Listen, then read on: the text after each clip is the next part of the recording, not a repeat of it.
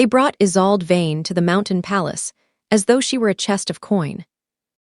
The carriage climbed through a forest of black firs under a moon the color of watered blood, and the wheels struck stone with a sound like bones laid carefully in a box. She sat between her father's steward and her elder brother's silence, gloved hands folded in her lap, the purchase contract hidden beneath the wool mantle across her knees. She had read it once before the steward snatched it away. A debt of 60,000 sovereigns, a failed harvest, 3 dead ships, a title nearly ruined. And in settlement, one unmarried daughter of House Vane, sound of mind and body, to be delivered before the blood moon to the court of the vampire king. Delivered, not wed, not promised, delivered. No one had used the word sold inside the carriage, yet it lived in the air, heavier than incense, heavier than grief. At the gates of the palace, iron groaned open of its own accord. Torches burned blue in sconces shaped like praying saints, their faces worn down to featureless sorrow. Above them rose the citadel of Noctis Hall, all spires and narrow windows. Its white stone turned silver by moonlight until it seemed carved not from rock but from old winter. When Isolde stepped down, cold climbed through the soles of her shoes like a warning. The receiving court waited in the vast entry chamber beneath a ceiling painted with angels falling into darkness. Nobles in black and wine red stood in silent arcs. Their jewels glimmered faintly, as though ashamed of themselves. At the far end of the chamber, upon a dais of obsidian, sat the man to whom debts, treaties, and prayers were brought. King Valerian Noctis. Isolde had heard stories since childhood. That he had ruled for 4 centuries. That he had outlived 6 popes, 3 empires, and every woman who had ever tried to soften him. That he drank blood from crystal and never raised his voice because death itself leaned closer when he spoke in quiet tones. The stories had failed him. They had not told her how still he was. He sat in a chair of black carved stone, as if the chair had grown around him. His face held the exhausted beauty of statuary left in winter gardens, severe, pale, flawless in a way that made warmth seem profane. His hair fell dark against a collar embroidered with silver thorns. His hands rested on the arms of the throne, one ringed, one bare. His eyes were not red, as tavern tales insisted, but a grave and ancient gray. He looked at her once. The room altered, not outwardly. No wind moved, no candle guttered. Yet every sound in Isolde's body seemed suddenly too loud. The slip of breath between her teeth, the frightened beat of her pulse, the dry seam of her glove against her wrist. Her brother Alastair went forward first and bowed. "Your Majesty, House Vane presents the agreed settlement." Settlement. Still no one said sold. A thin man in council robes took the folded contract from the steward and broke the wax seal. He read aloud in a voice so smooth it felt sharpened. When he reached the clause naming Isolde, there was a stir among the courtiers. Some looked curious. Some looked amused. A few looked at her with something like pity, and those were worst of all. The counselor finished. By ancient coven law, the debt is satisfied upon transfer of the daughter into royal keeping. Royal keeping, another word that hid the blade. Valerian had not yet spoken. He watched her as if he listened to some sound no one else could hear. Isolde lowered her gaze before his attention could burn further through her composure. Her brother said too quickly, "House Vane is grateful for the king's mercy." Mercy. Isolde nearly laughed. Then the king descended the dais. No one announced him. No herald struck the floor. Yet the chamber seemed to draw back, to make room for his silence. He crossed the black-veined marble until he stood before Isolde, close enough for her to catch the faint scent of cedar, old snow, and something darker beneath, iron and midnight. A sweetness edged with ruin. She did not look up at once.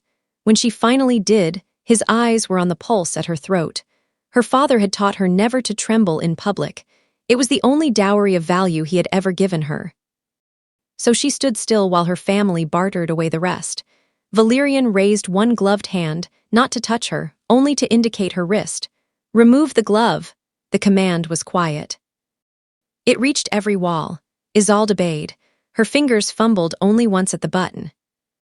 When the glove came away, a pale mark showed at the inside of her wrist, a shape she had carried since birth, delicate and strange as a crescent circled by thorns.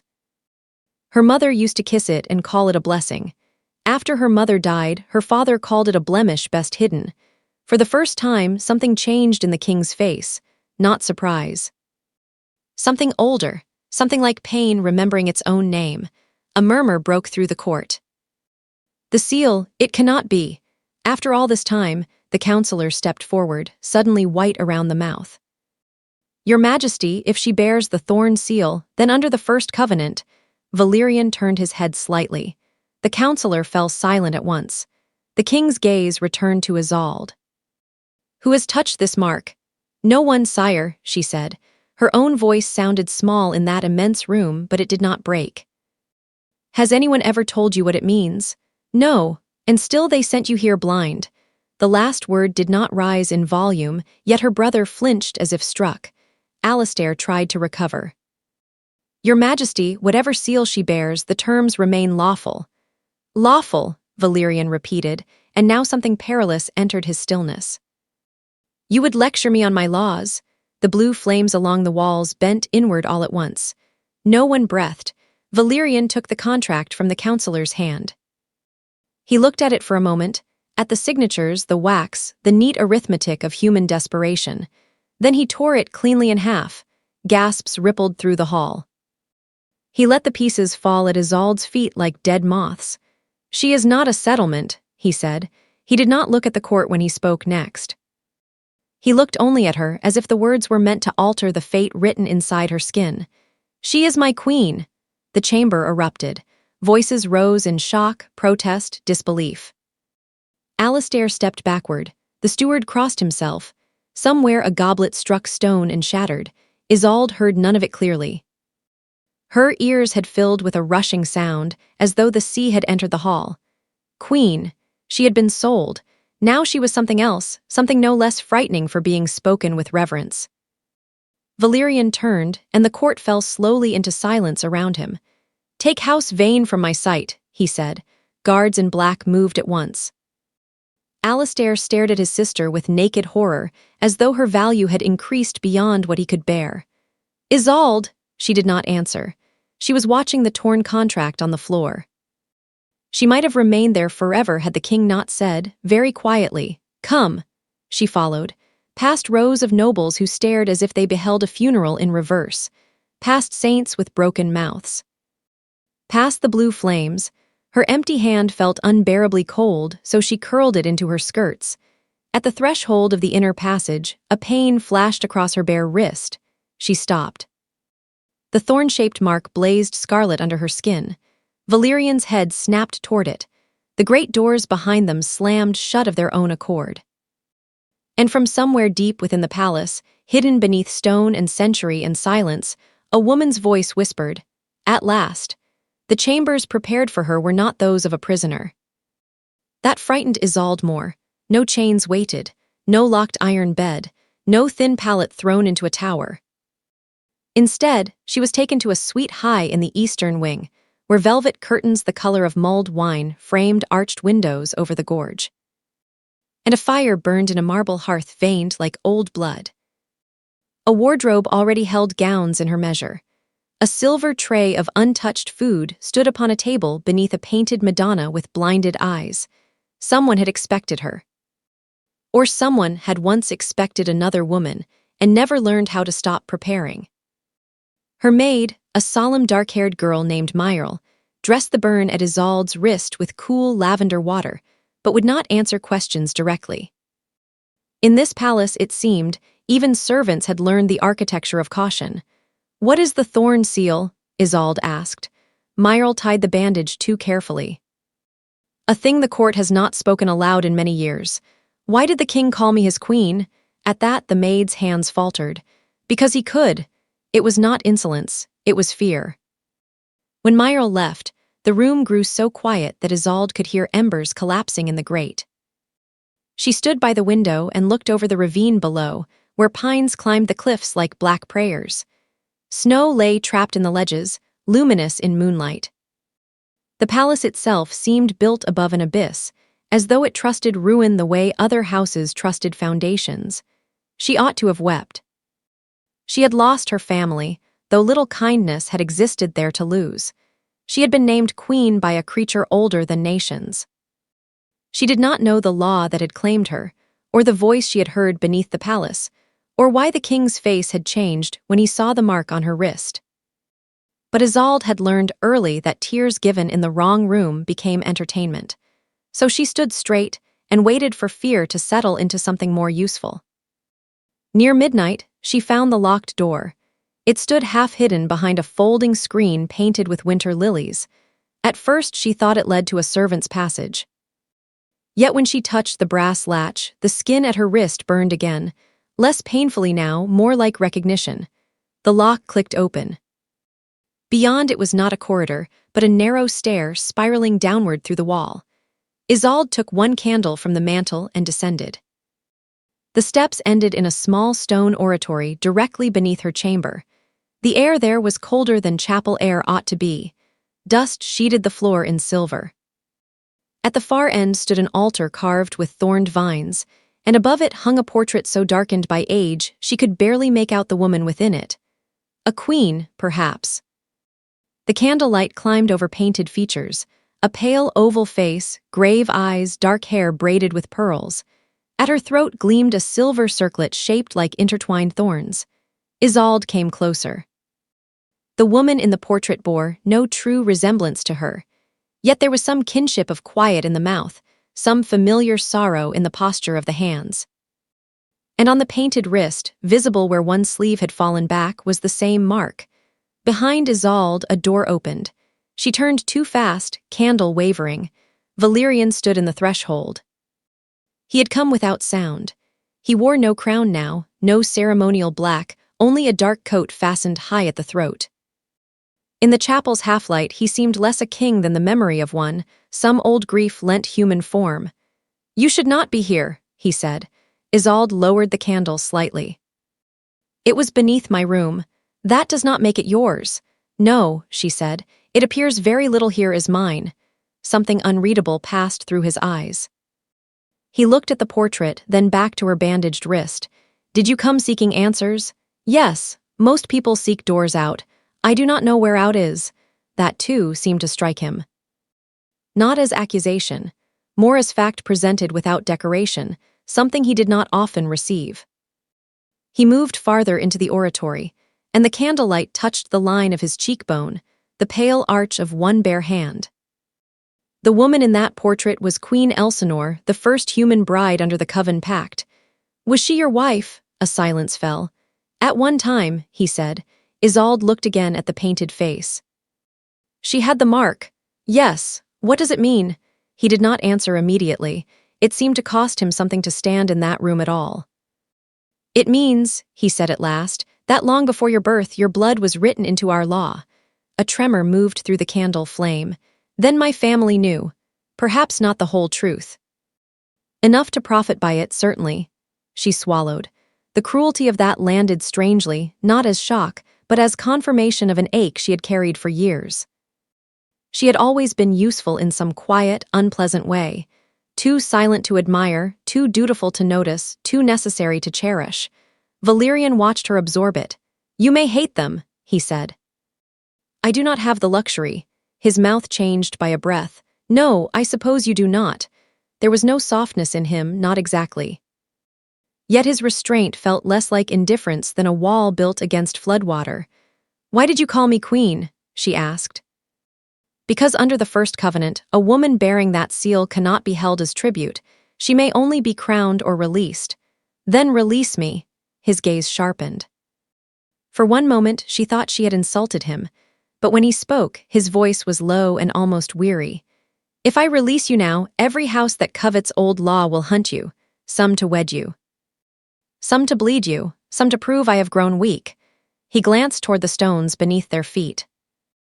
"And there are older things waking because you crossed this threshold." The remembered whisper brushed cold along her spine. At last! She heard it again then, faint, from somewhere beyond stone. Valerian heard it too, his entire body stilled into something dangerous. "What is in this palace?" she whispered. His eyes lifted to the dark beyond the altar. "A promise," he said. And the ruin it nearly became. Before she could press further, bells began tolling above them, deep, iron, urgent. Not chapel bells, alarm bells. Valerian turned toward the sound with sudden predatory focus. The candle flame bent sharply in the draft of his movement. "What has happened?" Isolde asked. He looked back once, and in his face she saw not fear for himself, but calculation for her. "The court has called an emergency assembly," he said. "Which means they have decided not to wait. For what?" This time the answer came without mercy. "To challenge the woman I named queen." Then he was gone, leaving the oratory door open behind him, and the portrait of the first queen watching from the wall with painted eyes that seemed almost alive. On the altar, where no object had lain a moment before, a silver circlet now rested in the dust, and its thorns were wet with fresh blood. The emergency assembly convened before dawn in the hall of glass, where the windows rose 3 stories high and reflected the moon in 100 fractured panes. Isolde had not wished to attend. But when Myrle came with morning black silk and trembling hands, it was plain that refusing would only make her more vulnerable. They dressed her without ornament. No jewels, no veil. Only the black gown, severe and old-fashioned, with sleeves fitted tight to her wrists as though to conceal either rank or wound. Myrle laced the bodice and murmured, "Do not speak unless the king asks it. Do not let them scent fear." "Can they?" The maid met her eyes in the mirror. "Yes." That answer followed Isolde like a second shadow as she entered the hall. The assembly was not human in any way she understood. There were noble faces, certainly, beautiful, composed, pale in the candlelight, but beauty among them carried the menace of polished blades. They stood too still when displeased. Their eyes lingered too long at the throat. Every gesture had the elegance of ritual and the appetite of something unsleeping. Valerian sat the high seat again, though this time no splendor softened him. He wore black velvet and silver at the cuffs, the crown of Noctes upon his brow. A chain of office lay over his chest like a sentence. He did not look at Isolde as she was escorted to a place below the dais, slightly apart from all others. The distance felt deliberate. The first to speak against her was Lady Morwen, a widow with a mouth like carved ivory and jewels sewn into her hair. "Majesty," she said, "the naming was done without consultation. The thorn seal has slept through centuries. Even if the girl bears it truly, law requires verification, consecration, and witness. Until then she is no queen." A murmur of assent followed. Another lord added, "And even if she proves lawful, she is human." He said the word as though it meant diseased. Isolde kept her gaze on the polished floor, but she felt every stare. Some were speculative, some hostile, some hungry in ways that made her stomach turn cold. She understood then what Valerian had meant in the oratory. Release would not have meant freedom. It would have meant exposure. Lady Morwen's voice sharpened. "The court remembers what came of a human queen before." At that, something entered the silence around Valerian like frost thickening on glass. He answered at last. "The court remembers only what suits it." No shout could have chilled the chamber more. Morwen bowed her head without yielding. "Then permit the right of verification." Isolde lifted her eyes. Valerian had gone very still. "You ask much for a right forbidden since the 5th Accord. It was forbidden because there was no sealed bride to test." The king's fingers rested lightly on the arm of the throne. "And now you have found one the instant it serves your unease." Another voice rose. "If her blood confirms the covenant, let it be done. If not, she returns to the Treasury of Settlement." Treasury of Settlement, a polite phrase for human ownership. Before Valerian could respond, Isolde heard herself speak. "What is the right of verification?" The hall went silent in a different way now, alert, offended, curious. Valerian turned his head toward her. It was the first time he had looked at her since she entered. His gaze held warning. "A relic. That does not answer me." A faint stir moved through the court. Perhaps they thought the human girl foolish, perhaps bold. Isolde felt neither, only tired of being discussed as though she were a lamp or horseflesh. Lady Morwen smiled without warmth. The rite is simple, child. A ceremonial blade, a witness from the throne, and the altar beneath the old chapel. If you bear true covenant blood, the seal will answer. And if I do not, Morwen's eyes gleamed, then His Majesty's declaration dissolves. The shape of the trap became visible at once. Not because they doubted the mark, because they wished to force blood where blood had once broken something, Isolde looked at Valerian. Will it hurt? This time the answer came from him directly. Yes, no one in that hall had spoken to her more honestly. Lady Morwen spread her hands. Pain has always attended law. Valerian rose. The movement was small. It changed everything. The rite will not be performed tonight, he said. And when, Majesty, Morwen asked, when I decide, the challenge should have ended there, it did not. Perhaps the court had scented weakness already, or memory. Perhaps they had waited too long for this opening. Morwen turned toward Isolde with predatory grace. Then at least let the girl be placed under proper royal watch until the moon's end.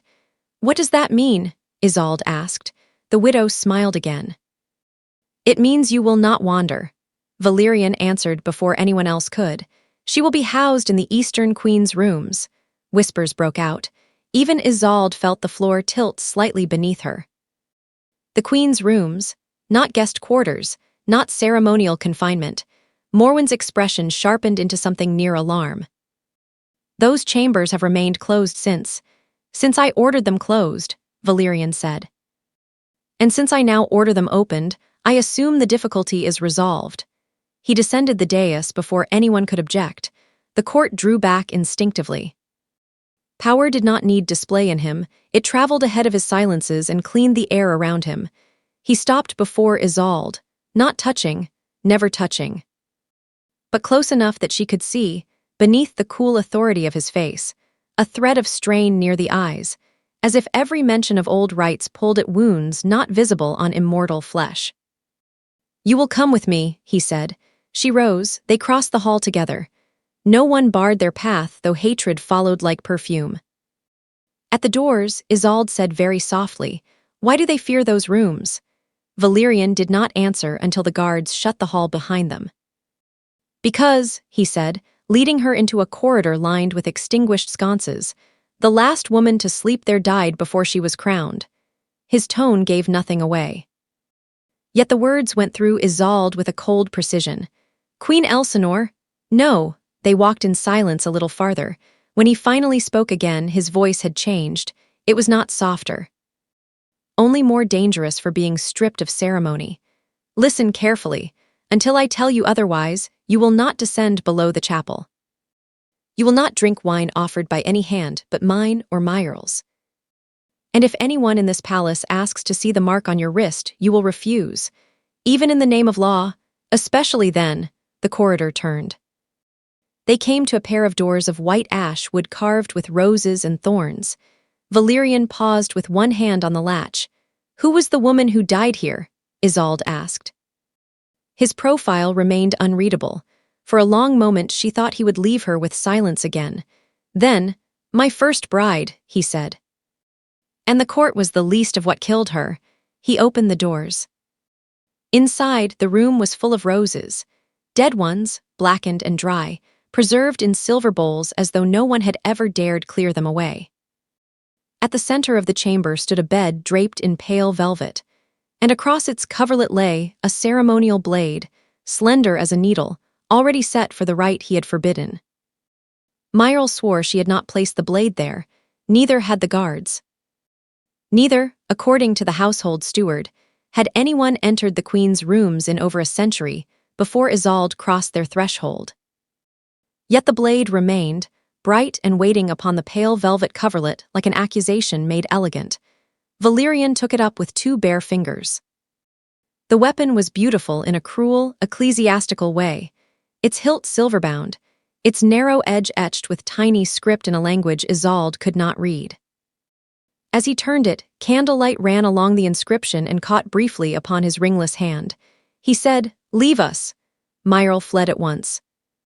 The guards withdrew more slowly, clearly unwilling to abandon a human girl and their king together in a closed chamber. though whether for Isolde's safety or his reputation she could not tell. When the doors shut, Valerian set the blade upon the mantel far from her. "It should not have been here," he said. "Can the palace move objects on its own?" "No." His gaze shifted, old and distant. "Not the palace." The answer chilled her more than the question had. He walked the perimeter of the room as though inspecting it for invisible breaches. The dead roses seemed to watch him. Isolde stood where she was, one hand resting against the carved bedpost to steady herself. "Your first bride," she said at last, because silence had begun to crowd the chamber. "Was she brought here as I was?" Valerian stopped. "Do you always ask the wound first?" "I ask what is true." He turned toward her. "Truth is not always the kindest thing in a room." "No," she said. "But it is usually the cleanest." Something in him gave the faintest sign of reluctant notice, almost respect. He came no closer than the hearth. "She was not sold," he said. "She came by treaty. Did she want to?" "She was 17. Want did not govern her fate." "Neither," Isolde thought, "does it govern mine," but she did not say it. He looked at the shuttered windows. "Her house believed a marriage to the throne would end a civil slaughter between my kind and yours. In part they were right. And in the rest, the right meant to bind peace also bound blood." His face hardened, not with anger but memory held too long under ice. The court wanted a symbol. Law wanted a vessel, neither asked how much a mortal body could carry. Isolde felt the meaning before he spoke it. "She died in the ritual." "Yes." The word did not echo, it settled. That was why the court feared the old rooms. Why Morwen had pressed so eagerly for the right of verification. Why Valerian's silence turned lethal around certain subjects. This palace was not built only over an abyss. It was built over repetition, and repetition had a taste. "Then why not destroy the law?" she asked. He gave a humorless glance toward the ceiling, toward the court above them. "Because laws that survive centuries do not live in paper alone." A sharp crack split the room. One of the window panes burst inward. Isolde barely had time to turn before something dark and iron-fast flashed through the air. Valerian moved first. He was at her side between one heartbeat and the next, not in a blur, not in some vulgar display, but in a speed so absolute it seemed the world had simply corrected itself around him. He seized her shoulders and spun her behind him. An arrow struck his chest. The sound was sickeningly solid. For an impossible instant he did not move. The shaft quivered, black-feathered and barbed. Then Valerian snapped it off with one hand. The air filled with the scent of blood. It was different from human blood. Darker, warmer, threaded with something that flooded the room and her senses alike. Night-blooming flowers, iron, storm water, ancient hunger. Isolde's knees nearly weakened under it.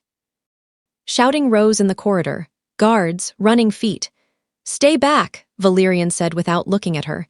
He crossed to the broken window, gaze scanning the cliffs beyond. Moonlight poured through the shattered pane over his face, over the spreading stain across his coat. Whoever had shot him had already vanished into dark and snow. He swayed once, only once. Then his hand braced against the stone. Isolde forgot caution and stepped toward him. "You are wounded." "It is nothing." The lie would have convinced anyone less frightened. His breath had changed. Not faster, never that, but roughened at the edges, as if the arrowhead had carried some poison too old for easy naming. She saw black fluid on the floor near her slipper. His blood. The mark on her wrist burned in answer. Valerian looked down at it and then at her, sudden alarm entering his eyes. "Do not." But she was already moving, only to steady him, only because he had caught the arrow meant for her, only because some human reflex older than fear drove her toward suffering. Her bare fingers touched the blood on his hand. The world split. The chamber vanished. Stone gave way to a great vaulted crypt full of chanting. A girl in bridal white knelt before an altar of silver thorns, her face hidden by lace. Valerian stood behind her in old ceremonial black, younger not in feature but in hope, a terrible difference. Priests cut their palms. Blood fell into a silver bowl. The girl lifted her veil, and her eyes held such naked fear that Isolde's own breath broke with it. Then pain, not hers, his. The bride collapsing. court voices shouting that the bond must finish, Valyrian roaring for them to stop, blood on white silk, a crown clattering across stone. A promise broken before it could be spoken aloud. Isolde gasped and staggered back into the present. Valyrian caught her before she fell. The contact lasted only a second. His hands were cold through her sleeves, impossibly careful despite the force required to hold her upright. Yet the room spun again at the edge of vision. "You saw," he said. She could not answer. The doors crashed open.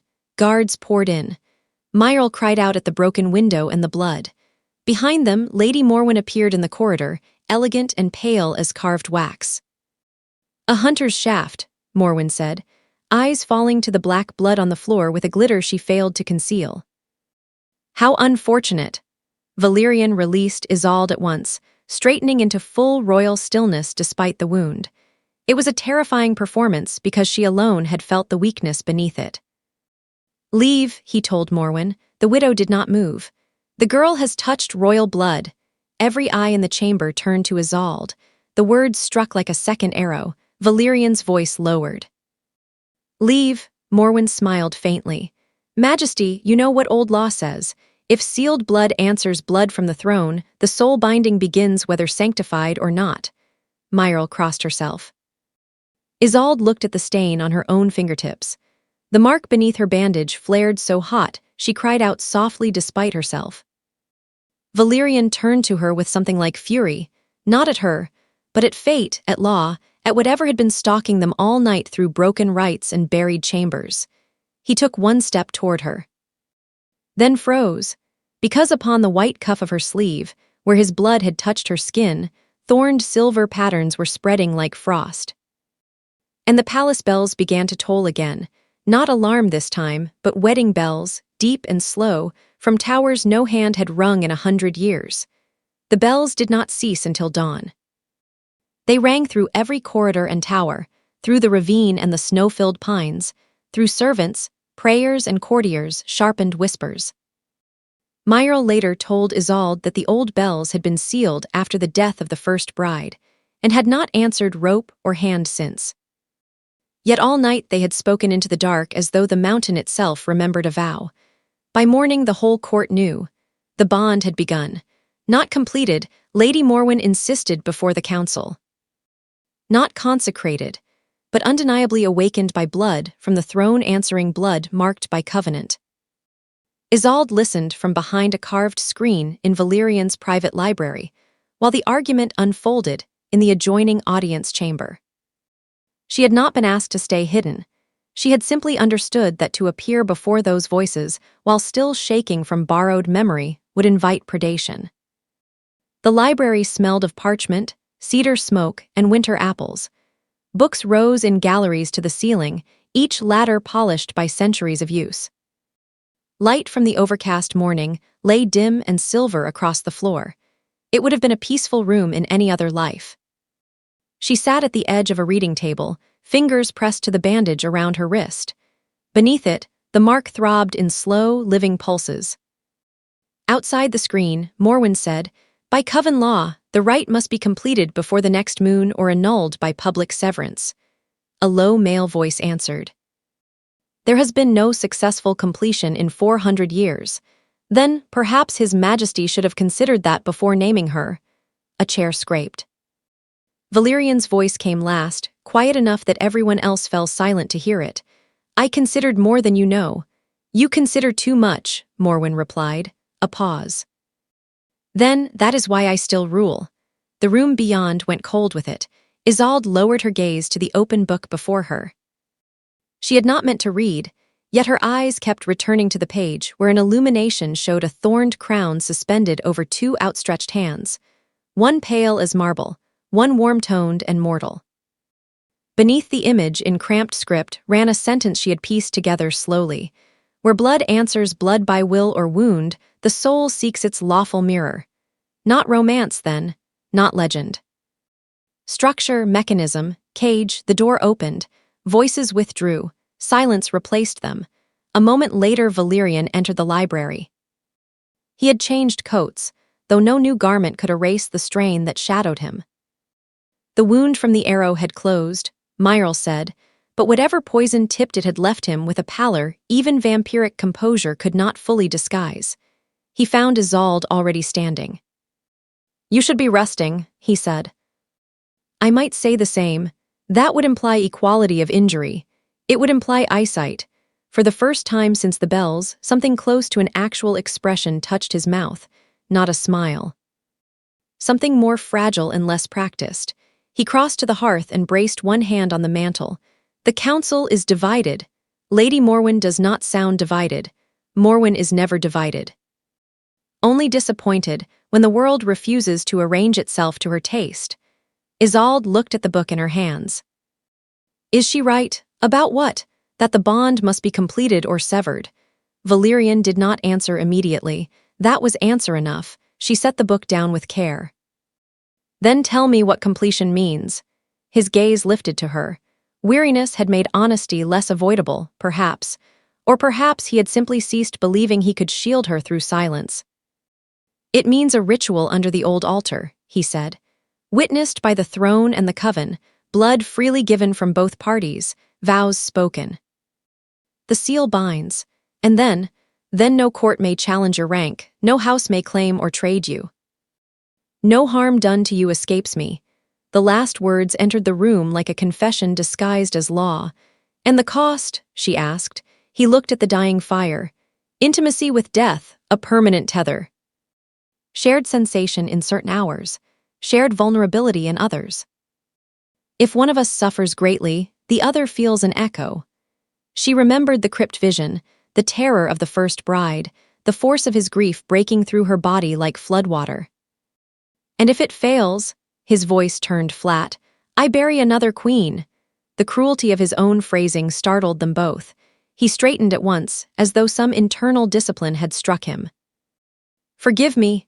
"No," Isolde said softly. "Do not apologize for telling me what it is." Outside, wind pressed against the high windows. Somewhere deeper in the palace, a servant dropped a tray and whispered a prayer. Valerian turned from the hearth and went to a locked cabinet set into the wall. From it he withdrew a velvet-wrapped bundle and laid it on the table between them. When he opened the cloth, she saw a crown. Not the great state crown he wore in assembly, but something older and more intimate. A silver circlet wrought into thorned vines, each point tipped with dark garnet. It was exquisite and severe and carried the strange ache of familiar things seen first in dreams. "The first covenant crown," he said. "The one from the portrait." "Yes." Isolde did not touch it. "Why show me this? Because if the council forces a choice before I have secured another path, I will not have you face it blind." Another path. She wanted to believe such a thing existed. Yet the court, the bells, the law in her own blood, all of it had the cruel inevitability of winter moving down a mountain. Her eyes fell to his hand resting near the crown. The same hand she had touched when the vision tore through her. There was a new cut along one knuckle, perhaps from snapping the arrow shaft. No mortal wound. Still, it unsettled her that immortal flesh could bleed. "Why did the hunter aim at me?" she asked. His expression closed slightly. "Because someone told them where to strike. Someone in the palace. Yes, Lady Morwen, I do not accuse without proof, but you suspect." He met her gaze. "I suspect everyone who smiled when the bells began." That answer should have frightened her more. Instead, it clarified the shape of her circumstance. She was not caught in romance, but in an old machine of law, ambition, and grief. The king was not the machine. He was the man with his hand inside its gears. "Then let me help," she said before she could stop herself. His entire focus sharpened. "No, I am not asking to fight your court. No, you are asking to stand nearer the blade. It is already near." A flicker of something fierce passed through his face. "Do not mistake survival for safety, Isolde." It was the first time he had spoken her name without title or distance. The sound of it from him was more intimate than touch. She felt the bond answer, a small pull low in her chest, not pain, not desire exactly, but recognition. Startled, she stepped back. He felt it too. She knew by the way his hand tightened once on the table's edge. Neither spoke for several seconds. At last Valerian said, more quietly than before, Tonight I will take you below the chapel. There are records there the court has forgotten, or pretends to forget. If there is any lawful way to protect you without completing the rite, I will find it. Why? His eyes held hers with unbearable steadiness. Because once, he said, I mistook obedience for mercy. The room seemed to draw breath around them. Then from the corridor beyond the library came the scrape of hurried steps and Myrle's frightened voice. Majesty! The door burst open. Myrle stood there pale as paper, holding a folded letter sealed in black wax. It was found under the queen's pillow, she whispered. And no one saw who left it. Valerian took the letter and broke the seal. Isolde watched the color leave even his immortal face. What is it? She asked. He handed her the page. In elegant, spidery script, only one sentence had been written. Complete the bond before the next moon, or the king will die as his first bride did. Valerian did not allow her below the chapel until the following night. The delay was not distrust. Isolde understood that. The palace had become a hive of concealed movement since the letter. Guards doubled at every arch. Morwen was watched, so were half a dozen lesser lords with old alliances to hunter factions. 2 servants vanished before dusk and were later found at the ravine road with their memories torn into frightened fragments. No one said how such damage had been done. No one needed to. Just after midnight, Valerian came for her himself. He wore neither crown nor court black, only a dark coat belted close and gloves of soft leather. His face held that same cold composure the court knew, but she had begun to recognize how hard one it was. It was not absence of feeling. It was feeling kept on a disciplined chain. Myrle crossed herself when the king entered. Isolde rose from the window seat without protest and took the cloak he offered. Will anyone know we are gone? She asked as they entered the hidden stair beyond the oratory. They will know, he said. They will not stop us. The descent went deeper than before. Below the chapel lay a second level of crypt passages, narrow and unadorned, cut through ancient stone older than the palace above. Their candlelight moved over sealed niches, iron-bound doors, fragments of discarded shrines. The air smelled of dust, old wax, and mineral cold. It was the kind of darkness that did not merely hide things, but preserved them. Isolde walked a little behind him, as propriety and instinct both required. Yet the bond between them had become impossible to ignore. She could feel where he was without looking. When he paused, something in her awareness tightened. When he resumed, it loosened. It was subtle, but it made the night feel inhabited from within. At the corridor's end, he unlocked a bronze gate inscribed with thorned circles. Beyond it waited an archive. Shelves rose from floor to ceiling, crowded with ledgers, sealed tubes, bound volumes in cracking leather. In the center stood a long stone table under hanging lamps. The flame there burned not gold but a soft silver white. Who keeps this place? Isolde asked. I do, alone, yes. Some answer was hidden in that single syllable, about secrecy, grief, guilt, perhaps all three. Valerian moved to a shelf and withdrew a ledger thick with ribbons. The court remembers spectacle more easily than record. That is its weakness. He set the volume before her and opened to a page brittle with age. The script was formal and severe. Names, dates, witness marks. Isolde traced none of it, only read. The first covenant between Crown Noctis and the houses of the living valleys, secured through reciprocal bond and blood marriage under mortal consent. Mortal consent, she repeated. Yes, then my family could not sell me into this. They could sell your presence, he said. They could not sell your consent to bind. The words left her dizzy with a kind of anger so old it felt almost calm. So I may refuse. You may. And if I do, he shut the ledger. Silence stood between them. At last he said, the bond already awakened means refusal would not return things to what they were. We would require formal severance before the court. Would that harm you? A slight pause. Yes. The directness of it went through her more sharply than any evasion might have done. How badly, I do not know, because it has never been done. No, his gaze shifted toward a darker shelf in the rear. Because the last time the attempt was made, the records were burned. She followed his eyes. By whom? By me. That, more than anything, brought the past near enough to touch. He had not been merely witness to ruin. He had been reshaped by it. A soft sound disturbed the silence. Not from him, not from the shelves, from the passage beyond the bronze gate. Valerian turned instantly. One hand lifted, not toward her but slightly outward, a gesture at once protective and commanding. Stay. The sound came again, a dragging step, then another. Isolde's throat tightened. A figure emerged at the gate.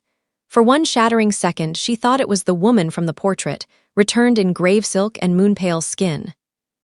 But this face was thinner, older in sorrow if not in years, and the dress hung torn at the hem as though it had brushed graves on the way up.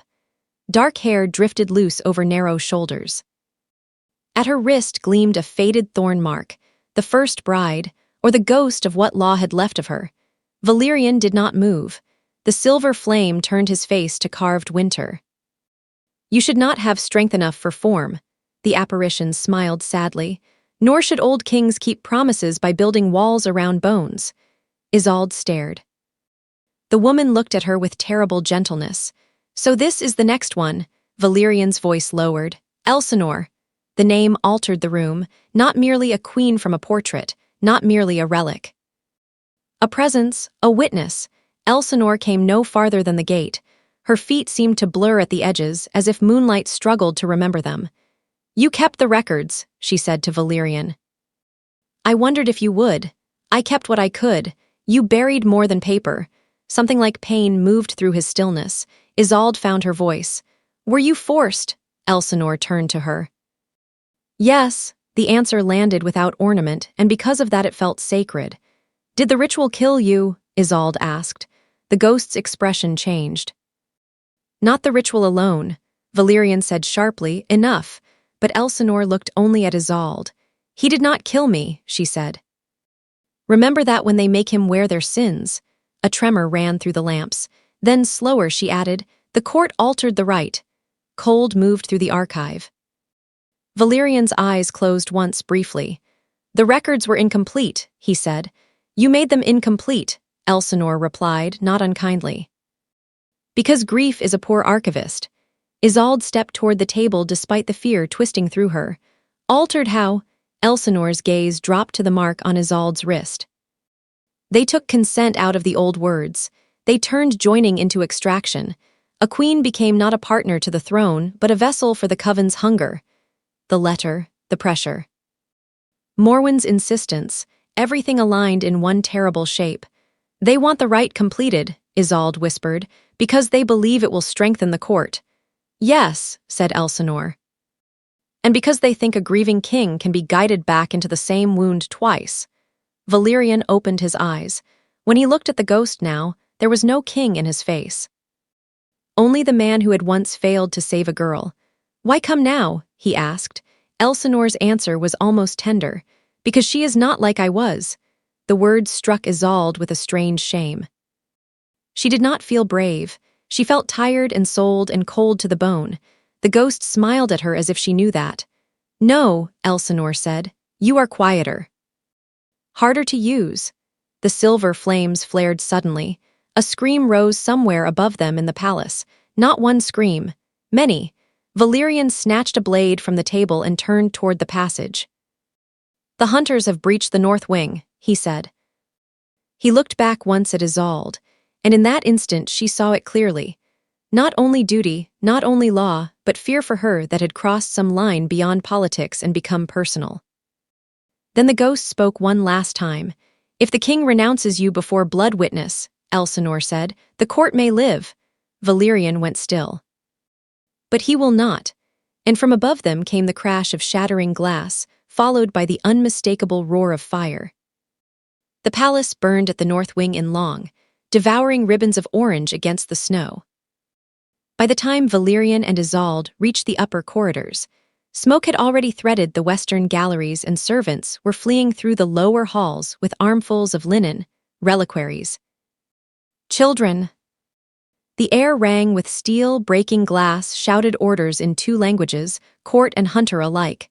This was no stray incursion. It was timing, hunters at the walls, court division within. The letter beneath her pillow, the forced urgency of the bond. Someone had chosen the moment with exquisite malice. Valerian moved through the chaos like judgment rendered in black cloth. He gave commands without raising his voice, and somehow that made men obey faster. Guards peeled away at his word. Fire doors were sealed. The youngest servants were sent through the southern tunnels. No gesture was wasted. Even with poison still lingering in his blood, power clung to him like winter to stone. "Stay behind me," he said to Isolde. She did. Not because she was meek, but because she had seen what came of disobedience in a room full of the dead. They crossed the Hall of Ancestors, where portraits shook in their frames from distant impacts. Somewhere above, glass exploded inward. An arrow struck the marble near Valerian's shoulder and shattered, its head hissing with consecrated oil. He did not even turn. A moment later, one of his guards reached the hidden balcony and dragged the hunter into view, struggling and wild-eyed. The man had expected perhaps a beast, perhaps a tyrant, perhaps a story with fangs. Instead, he found the king looking at him with tired contempt. "Who opened my gates?" Valerian asked. The hunter spat blood. "Your own kind." Valerian's expression did not change. "Name them." The man laughed once, a wet, broken sound. "The widow with the pearl hair, Lady Morwen."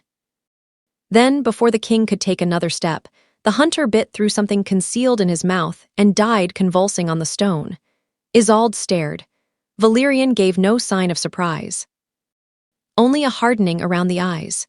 "Go," he said to the guards. "Bring Morwen to the throne room, breathing." They obeyed at once. But Morwen was already waiting when Valerian brought Isolde into the Hall of Glass. The court had gathered in firelight and panic beneath the fractured windows. Smoke drifted through the high arches like torn mourning veils.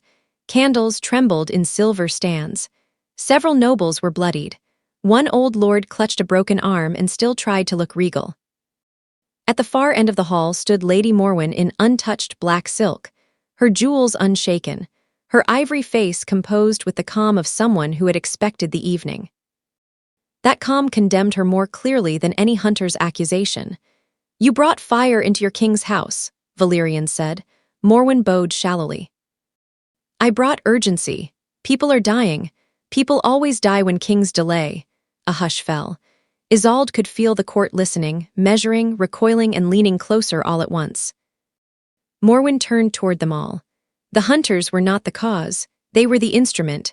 This palace has awakened old law, and old law always draws blood. We have one path left. Public renunciation before witness. The sealed girl must be cast from the throne, and the half-bond severed before it roots itself beyond correction." Several voices rose at once, fearful, eager, desperate. "Yes, she is unproven. The wards are failing. We remember the first ruin." Valerian stepped between Isolde and the court, and the room went still as a crypt. "You remember nothing," he said. "You remember only the version that excuses you." Morwen's gaze sharpened. "Will you save the palace, Majesty?" "I will save what is worth saving." A dangerous answer. Too dangerous for frightened nobles. The oldest among them, Lord Ivar, leaned on his cane and spoke with the bitterness of age. "Then answer us plainly. If the half-bond is not severed, can the altered right still claim her?" Valerian did not speak. That silence was enough. Morwen seized it. "There, you hear it. So long as she remains under his claim, the altar may be used against them both, against all of us. Renounce her now, and the covenant doors close." Every eye turned to Isolde. She stood where the firelight touched the hem of her black gown and felt, for one strange moment, almost outside herself. Sold once by her family. Now weighed again by another room of powerful strangers, though in a more elegant language. Useful as daughter, useful as queen, useful as sacrifice. It seemed the world preferred her in forms she had not chosen. Valerian looked back at her, only once. But in that glance she saw exhaustion, fury, and beneath both, something far worse. The possibility that he might truly do it if it kept her alive. Morwen said softly, "Speak the renunciation." No one breathed. Valerian turned toward the throne dais, as if the old motions of law might carry him through what his heart resisted. The court parted. The fire hissed somewhere behind the walls. Isolde heard the blood in her own ears. He mounted the first step, then the second. When he faced the hall, he had become king again in the most terrible sense, not merely powerful but public, irrevocable. By witness of crown and court, he began. His voice did not waver. Isolde folded her hands to keep them from trembling. "I release," the words broke. A violent shudder passed through him. He gripped the arm of the throne, so hard the carved stone cracked beneath his hand. The bond answered. Isolde gasped as pain lanced through her own chest, not physical exactly, but intimate, as though someone had reached into her ribs and seized the living thing there. She understood at once. To speak her dismissal was hurting him, and because blood had already answered blood, the wound crossed between them. The court recoiled. Morwen went white, then furious. "Finish it," she cried. Valerian lifted his head with visible effort. Gray eyes, ancient and stripped of all cover, met Isolde's across the hall, and she knew he could tear kingdoms apart. He could silence chambers with a word. He could walk through arrow fire and command monsters by bloodline. But he could not cast her out. Not now, not after naming her. Not after the bond had learned her pulse. The realization was more perilous than tenderness. It made the room unstable around her. Morwen snapped toward the guards. "Take the girl to the altar before the refusal roots deeper." Hands moved. Steel flashed. Valerian was down from the dais before anyone saw him cross the distance. One guard struck the floor unconscious. Another never finished drawing his blade. The hall broke into chaos. Nobles shouted. Glass burst overhead as another hunter bolt crashed through the window. In the confusion, Morwen herself caught Isolde by the wrist. Her grip was inhumanly cold. "You should have let him cast you aside," the widow whispered. "Now you will kill him as surely as the first one did." Pain blazed through the mark. The room lurched. Then, with a force like a bell struck from within stone, the floor beneath them split along the old silver inlay of the covenant seal. The hidden altar doors opened below the hall. Black steps yawned into lightless depth. Morwen smiled, breath thin with triumph. Too late, and before Valerian could reach them, the floor gave way entirely beneath Isolde's feet. She fell into candlelight, not darkness worse, ritual light. The hidden chamber beneath the hall of glass was already prepared, as if someone had spent years waiting for the palace itself to betray its secret heart. Silver lamps burned around the altar. Old script glimmered on the floor in circles of consecrated ash. At the center stood the thorned stone table Isolde had seen in memory. Though now it was stained by centuries of offerings, no water had quite erased. She struck the cold floor hard enough to lose breath. Before she could rise, hands seized her shoulders. Not Morwen's alone now, but others. Court loyalists stripped of pretense. 2 robed elders she recognized from the assembly, a gaunt priest with eyes sunk like nails. Their civility had burned away above with the tapestries. "Hold her. Do not bruise the seal. The king is weakened. We begin before he reaches us." Isolde fought only enough to breathe. Panic would waste strength, and strength was all she possessed. Morwen descended the stair last, silk untouched by dust. "You see now," she said, kneeling to bring her face level with Isolde's, "how gentle I have truly been." "By selling me twice," Isolde whispered. Morwen's mouth bent. "Child, I did not sell you. Men sold you. I only mean to make certain the price is useful." Above them, battle thundered through stone. The robed priest laid the ceremonial blade on the altar. "Where is the king?" "Coming," Morwen said. "He always comes when grief is arranged properly." The words barely ended when the bronze doors burst inward. Valerian entered with blood on his collar and firelight at his back. There was no grandeur left in him now, no ceremonial distance. He looked, for one bare second, like the thing frightened mothers might once have described to children, a dark sovereign of wrath, half ruin, half hunger, carrying centuries like a weapon. Yet when his gaze found Isolde, all of that violence narrowed instantly into something precise. "Release her," he said. No one obeyed. The robed elder nearest the altar raised a hand of formal protest. "Majesty, the court acts for preservation." Valerian struck him aside without even looking. What followed was swift and dreadful. He did not rage. Rage was human and wasteful. He moved with terrifying economy, each gesture exact enough to seem inevitable. One conspirator fell against the silver lamps. Another crashed into the script circle and screamed as old wards bit through false sanctity. Morwen herself retreated behind the altar, drawing from her sleeve a thin black blade, the same instrument found upon the queen's bed. But in crossing the ash-marked floor, Valerian faltered. The poison arrow, it had not left him at all. He dropped to one knee with a harsh breath, one hand braced against stone. The room shifted at once. The remaining conspirators surged. Isolde's wrists were forced against the altar edge. The priest lifted the blade toward the mark on her skin. Something quiet in her refused. Not boldness, not dramatic courage. Only that hard, enduring place inside her that had survived the carriage, the contract, the court, the rooms above graves. She turned her head toward Valerian. He was trying to rise, failing. Their eyes met. And she understood what would happen if they forced the right now. Not only death, perhaps, but a repetition so exact it would damn them both to becoming memory before they had ever been choice. She spoke before fear could stop her. "My lord," the priest paused. Valerian went still. The old title sounded different now, not public, not submissive, personal though whispered through danger. "Take from me," she said, and her voice shook only once. "Not for them," Morwen hissed. "Silence her," but it was already too late. Isolde tore one hand free against the blade's edge. Pain cut bright across her palm. Blood welled, living and red. She reached for Valerian. For one suspended second, he did not move. The restraint in him was terrible to see. Hunger, need, terror of harming her, all of it crossing his face and vanishing under disciplined grief. Then he came. He caught her wrist in both hands with reverence so fierce it hurt to witness. "Isolde," he said, and this time her name was almost a plea. "If I do this, I know." She did not fully, but she knew enough. He bowed his head.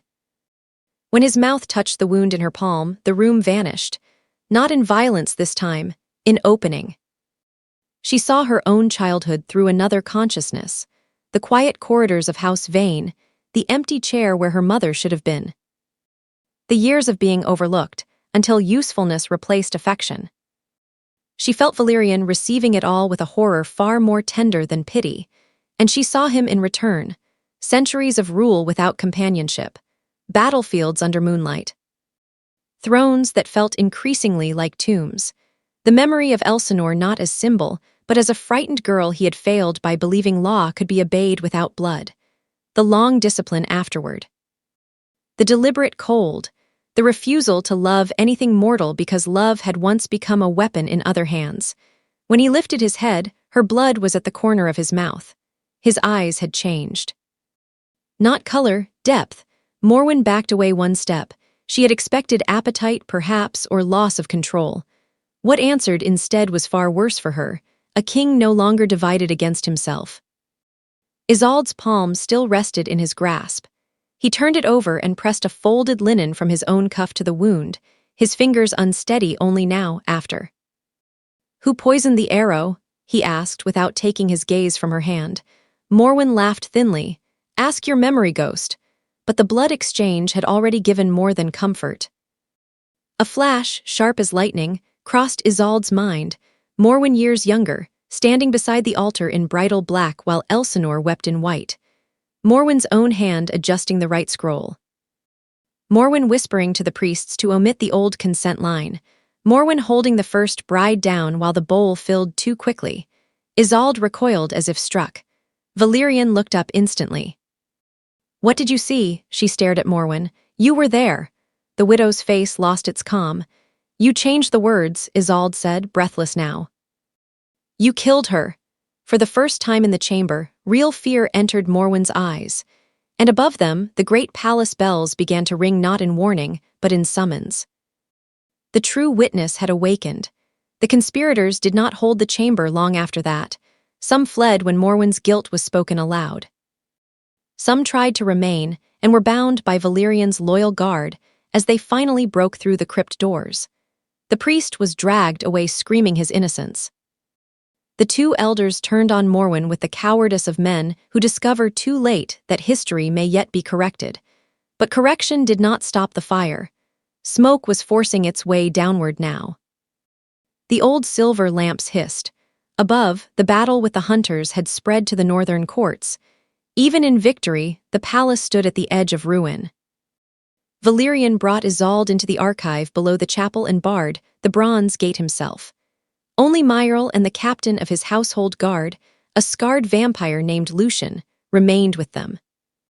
Morwen had vanished in the confusion. That frightened everyone more than her capture might have done. Lucian bowed over one fist. "The outer ward has been reopened, Majesty." Hunters continue to enter through the broken north glass.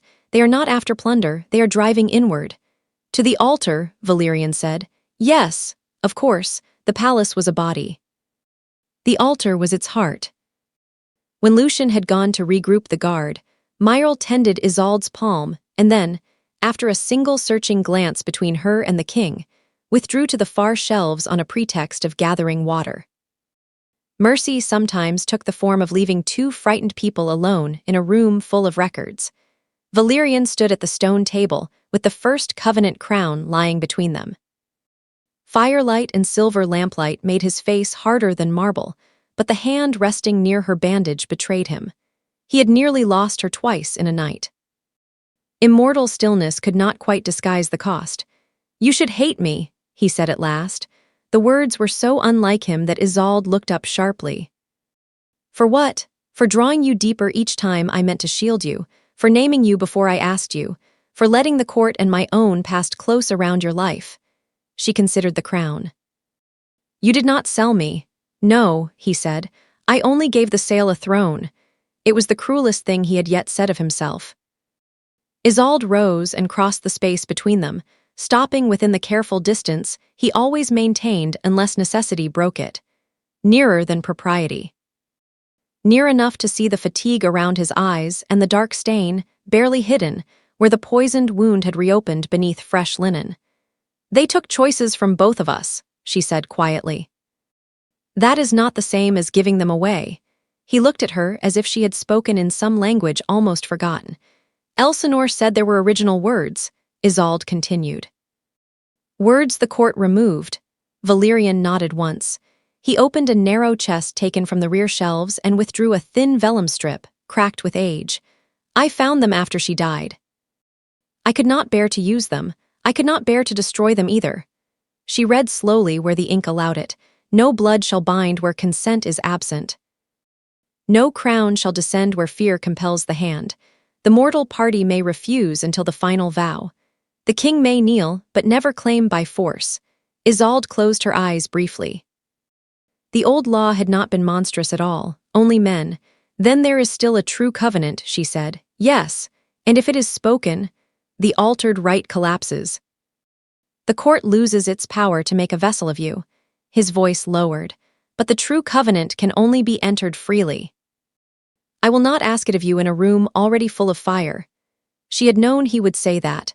Some part of her had known since the first time he answered truthfully and called pain by its proper name. Outside the bronze gate, the bells kept sounding through smoke and stone, as if time itself were warning them that hesitation had become its own form of choice. Isolde looked at him. "If I refuse, will you let me go when dawn comes?" "Yes, even now. Even with hunters at the walls and Morwen loose beneath the palace and a bond already trying to grow roots through both their ribs." The answer was not generous, it was devastating. Her throat tightened. "And if I stay?" Valerian did not move. "Then you stay because you choose a kingdom of night beside a man who has not yet learned how to forgive himself. I did not ask who you were without sorrow." Something in his face broke then, not composure, but its solitude.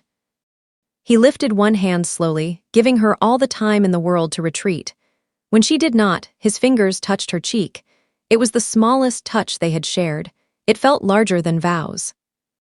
His hand was cool, careful, almost shaking despite its strength. Isolde closed her eyes only for a moment, leaning not into desire, but into the unbearable gentleness of being approached, as if she might be harmed by even tenderness. When she opened them, he was still looking at her with that grave, incredulous intensity, as though softness were something he had no right to witness and still could not look away from. She rose on nothing but breath and gave him the first kiss. Not bold, not consuming.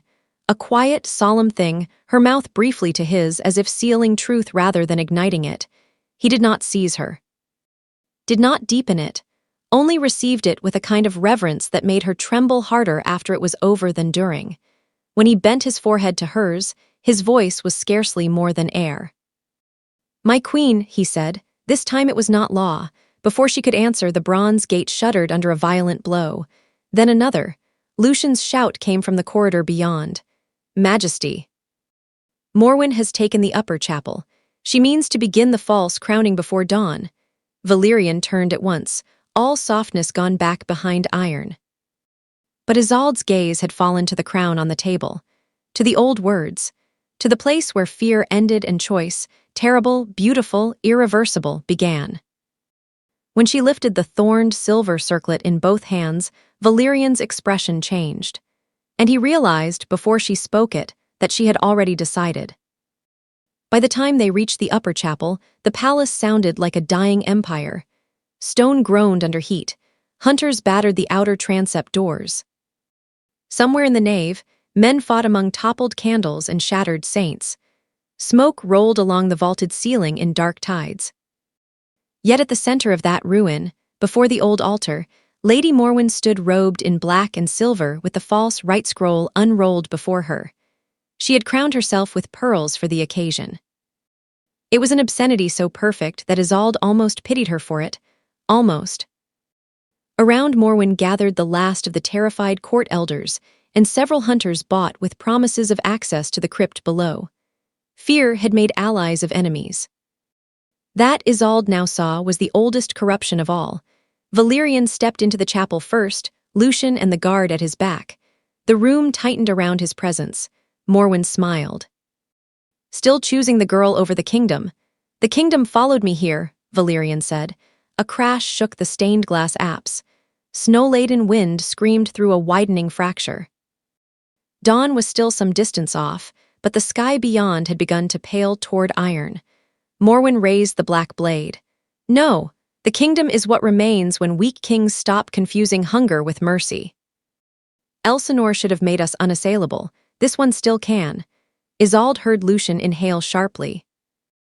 Even now, even with proof and fire and blood around them, some part of the court still needed to hear a villain speak plainly before believing what they had helped build. Morwen's gaze slid to Isolde. "You think choice ennobles you. It does not, it merely slows history." Isolde held the first covenant crown against her chest. "Then history has waited long enough." The widow laughed. "Do you know what you are to him? An echo, a wound with a pulse." The words were meant for cruelty. Instead, they exposed the desperation beneath Morwen's elegance. Valerian took one step forward. "Enough." "No," Morwen said, sudden rage stripping the polish from her voice. "Not enough. Not for what I gave to this court while you mourned one human girl for centuries. I preserved your throne. I shaped your law. I kept your enemies fearing the altar while you played at restraint. And now you would hand all that power to another mortal throat because she looks at you gently." The chapel fell silent. At the far edge of hearing, hunters were forcing the transept. Valerian's face was colder than winter graves. "You mistook my silence for dependency." For the first time, Morwen wavered. Isolde stepped forward then, not before him, never to challenge his protection but beside the line of it. That alone altered the room. Not sold daughter, not trembling tribute. A woman standing where she chose to stand. She set the thorned crown upon the altar. The silver answered with a low, living sound, almost like breath. "All of you have spoken around me," she said. Her voice was not loud, yet it carried. "My father, the court, the hunters, even grief, hear me now." Morwen lifted the blade as if to stop her, but Lucian's sword came up in warning. Isolde looked not at the widow, but at the assembled court. "I was sold to settle a debt. I was named queen without consent. I was nearly bound under lies written by hands that feared honest vows. But the old law remains. I have seen it, I have read it. No crown shall descend where fear compels the hand. One elder stammered. That text was annulled. It was hidden, Valerian said. His voice struck through the chapel like a seal broken in thunder. Then, before any lord could reclaim the moment, he did the unthinkable. He knelt. A king, before court and hunters and traitors and flame, lowering himself not to seize law but to restore it. Every soul in the chapel seemed to draw back from the sight. Valerian looked up at Isolde, and there was no command in him now. Only the unbearable dignity of a man choosing not to repeat the violence of history, even if it cost him everything. Isolde Vane, he said, each word steady despite the blood still darkening beneath his coat. If you would refuse me now and live by your own name. If you would stay, stay because you choose it, not for debt, not for pity, not because I am king. Only because your heart consents to stand with mine before night and ruin. The broken chapel trembled. A hunter hammering at the door shouted for fire. Morwen's face had gone ash-white with rage. And in the stunned stillness, Isolde finally understood the last cruelty of freedom. It asked for an answer. She had been given so few true choices that this one felt almost too large to hold. Yet once she touched it, it became strangely clear. He had offered release. He had offered truth. He had knelt. She lifted the crown. Yes, she said. The word changed the chapel. Not magically at first, but morally. The air itself seemed to settle around the shape of something rightful long denied. Valerian bowed his head as if the answer were both wound and absolution. Then Morwen screamed and struck. The black blade drove not into Isolde, but into Valerian's side as he rose between them. The chapel erupted. Lucian met the hunters as the transept doors burst inward. Glass came down in glittering sheets. Fire leapt along the choir stalls. Morwen tried to wrench the blade free for a second blow, but Isolde seized the false right scroll from the altar and thrust it into the nearest lamp flame. The parchment caught at once. Morwen shrieked, not in fear of fire, but in fear of losing control. And from the smoke behind the altar, another figure emerged. Elsinore, no longer dim, no longer wavering. The first bride stood in white touched by gravelight, her face calm at last and terrible in its clarity. Witness, she said. Blood spilled from Valerian's wound onto the old covenant seal. The chapel answered. Every noble present saw what Isolde had seen.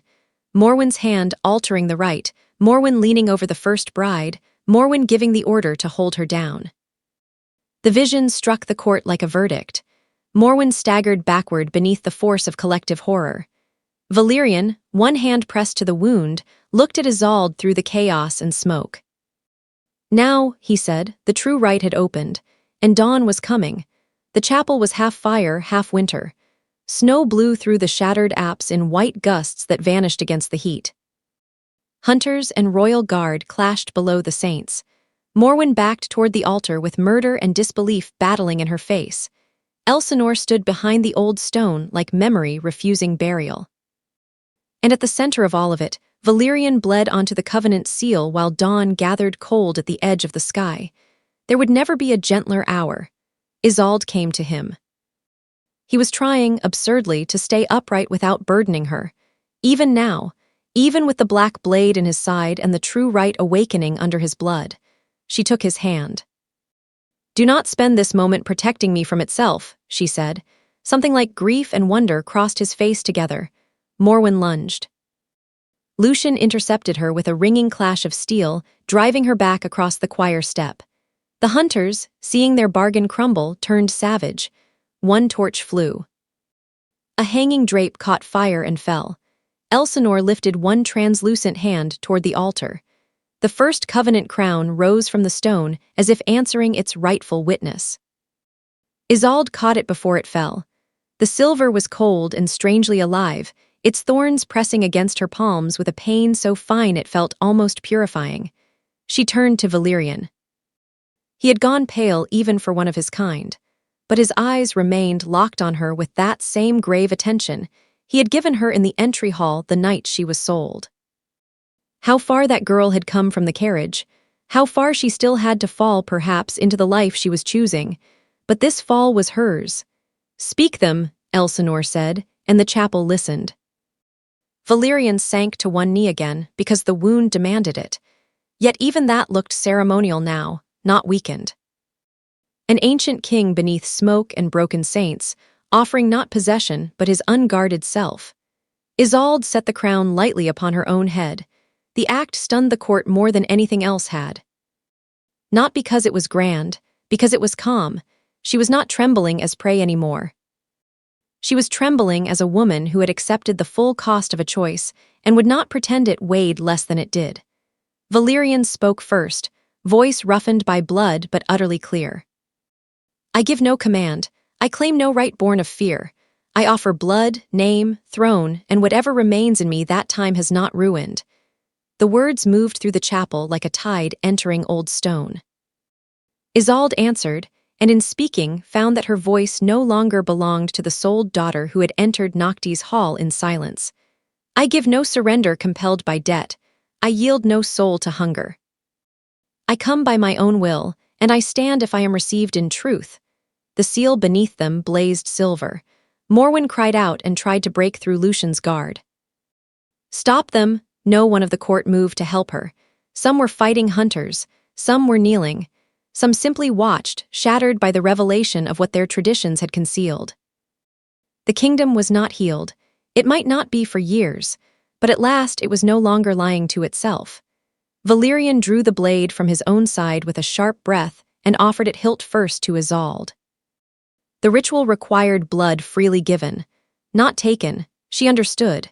With steady hands, she cut her palm again. Then, with an expression so controlled it was almost prayer, he cut his own. Their blood met in the shallow silver bowl that had once, in another age, become a vessel of murder. Now it steamed in the cold chapel air and shone like garnet under moonlight. "By witness of the first queen," Elsinore said. "By witness of the living," whispered Myril from where she knelt among fallen candles, tears on her face. "By witness of crown," said Lucian, still fighting. Valerian looked up at Isolde one last time before the bond sealed. "You may still turn away." That was the final proof, even here, even now. Even dying, she knelt before him. "No," she said. Then she touched the bowl to her lips. The blood was warm and metallic and heartbreakingly intimate. When Valerian drank after her, the chapel vanished into white silence. She felt not domination, not drowning, but joining, two solitudes recognizing one another so completely that the space between them could no longer pretend to be empty. His centuries did not crush her. Her mortality did not diminish him. Instead, each became the measure by which the other was human enough to love. She saw Elsinore smile in relief as her own spirit loosened at last from the altar. She felt the palace recognize its rightful queen. She felt the poison in Valerian's blood burn, resist, and finally break against the new bond. And when his mouth found hers in the rite's final seal, the kiss was deep only in truth, nothing reckless, nothing devouring, only the sacred confirmation of what had already been chosen in word. Wound and witness. The silver blaze exploded outward, every false mark upon the altar cracked. The hunter torches went out at once. Morwen screamed as the old altered script burned through her sleeves like living frost, writing her crime upon her own skin. She stumbled backward toward the shattered apse. For one suspended instant, she stood against the paling sky, pearls bright in her hair, a woman who had mistaken control for immortality. Then the broken stone gave way beneath her. She fell into the ravine below without another sound. The remaining hunters fled. Silence came slowly after violence, like an animal unsure whether it was welcome. Valerian rose first and then, with impossible care, helped Isolde to her feet. The crown still rested upon her dark hair. The mark on her wrist no longer burned. It glowed, silver threaded with red. Below the shattered windows, dawn finally touched the mountain. Not fully into the chapel, not yet, but enough to turn the snow outside to pale fire. Elsinore stood by the altar, almost transparent now. "You have done what we could not," she said. Isolde shook her head gently. "No, you kept the door open." the first bride's expression softened. She looked once at Valerian, and in that look passed forgiveness too old and private for any court to witness properly. Then she was gone. Only the bells remained. They did not sound like warning anymore. Days later, when the fires were out and the dead buried, and the surviving court dragged blinking into truth, Isolde stood beside Valerian in the rebuilt hall of glass. The broken windows were boarded for now. Snowlight entered in narrow beams. Lucian held the state sword. Myril wept openly in the second row and made no apology for it. House Vane sent letters demanding compensation for their daughter's unlawful seizure. Valerian fed the letters to the hearth without reply. When he turned to Isolde, there was a kind of stillness in him she had not seen before, not emptiness, but rest at last entering a room long barred. He did not name her in haste this time. He took her hand before court and kingdom, bowed his head over it, and said in the hearing of all, "They sold her to end a debt. Let every house remember what followed. A crown cannot purchase a woman. It can only honor the one who chooses to bear it." Then, lifting his eyes to hers, with no law left between them but the one they had spoken freely, he said, "My queen." And because the bond now carried truth instead of coercion, Isolde felt the words not as a chain, but as a home, dark, ancient, imperfect, hard one. A kingdom of night remained a dangerous place to love, but it was theirs. And when the bells of Noctis Hall began to ring again across the winter gorge, they no longer sounded like debt being collected. They sounded like a vow kept at last.